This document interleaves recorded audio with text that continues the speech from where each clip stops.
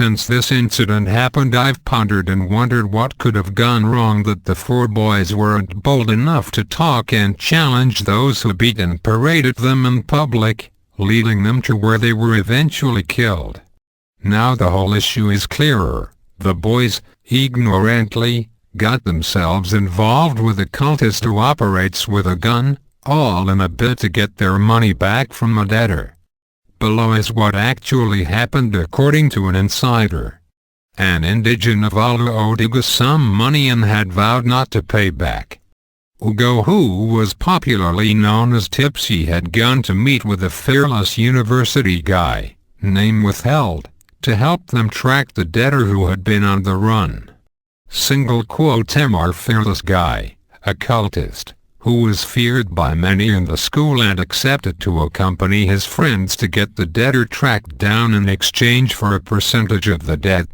They were joined by their roommate, Chidieka.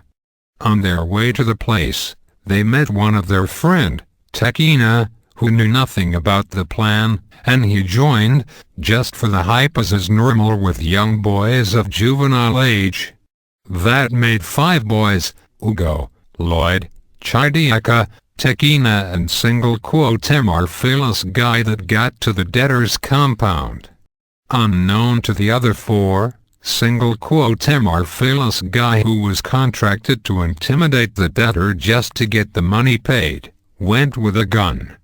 When they got to the debtor's house around 12 a.m., a fight ensued, as the debtor confronted them.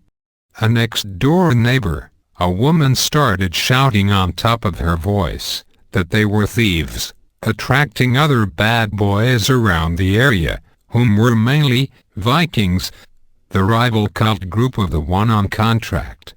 They swung into action by tipping the vigilante group, who confronted the boys, referring to them as thieves. In the process of beating the boys, while they were trying to prove their innocence, the 5th boy, our fearless guy, who is a cultist, brought out his gun to scare the people, and he escaped, leaving the rest 4 at the mercy of the villagers. The explanation they tried to give fell on the community's deaf ears, as the people insisted they must be killed. And unfortunately they were lynched.